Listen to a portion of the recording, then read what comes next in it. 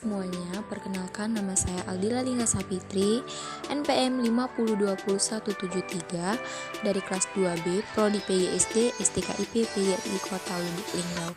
Baiklah, di sini saya akan menyelesaikan tugas dari dosen pengampu saya, Bapak Tio Gusti Satria, Magister Pendidikan, yang mana telah memberi saya amanah untuk menyelesaikan tugas mata kuliah pendidikan karakter.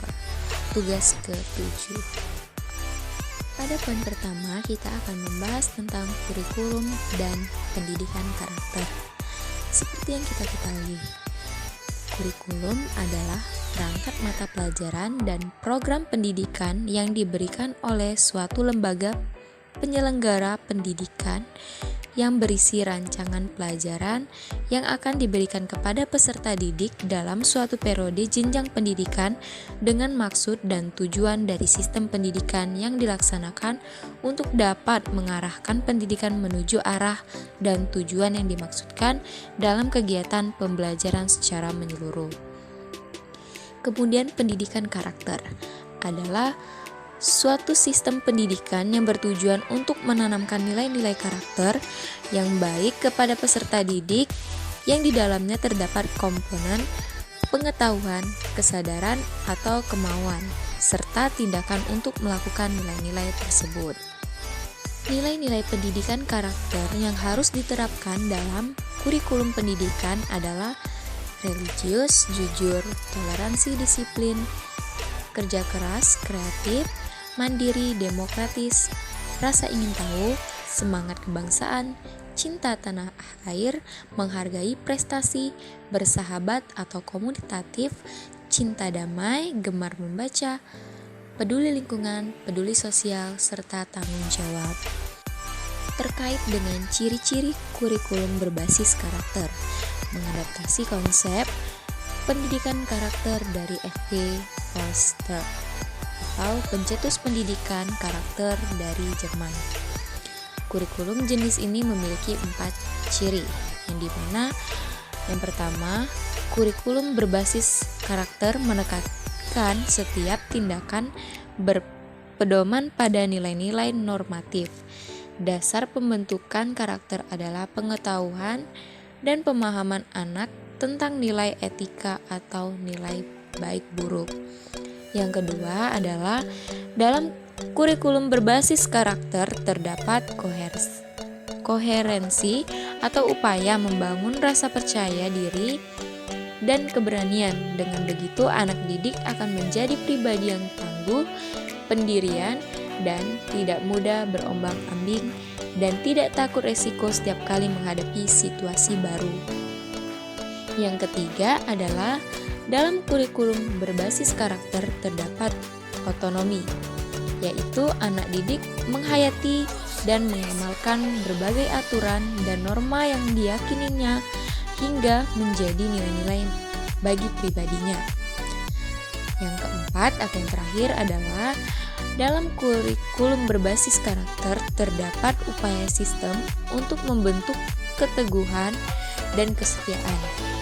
Keteguhan adalah daya tahan anak didik dalam mewujudkan apa yang dipandang baik, sedangkan kesetiaan merupakan dasar penghormatan atas komitmen yang dipilihnya.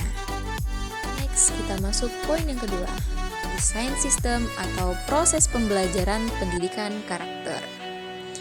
Desain sistem pembelajaran merupakan suatu kesatuan dari beberapa komponen pelajaran yang dipersiapkan atau dirancang desain sesuai dengan program pembelajaran yang akan dikembangkan, misalnya dengan saling berinteraksi, interrelasi, dan interdependensi dalam mencapai tujuan pembelajaran yang telah ditetapkan. Komponen pembelajaran meliputi peserta didik, pendidik, kurikulum, bahan ajar, media pembelajaran, sumber belajar, proses pembelajaran, fasilitas lingkungan, serta tujuan. Untuk mendesain pembelajaran harus memahami asumsi-asumsi tentang hakikat desain sistem pembelajaran sebagai berikut.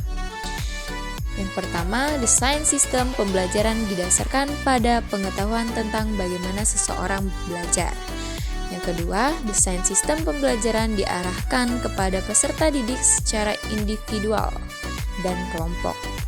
Yang ketiga, hasil pembelajaran mencakup hasil langsung dan pengiringan. 4. Sasaran terakhir, desain sistem pembelajaran adalah memudahkan belajar.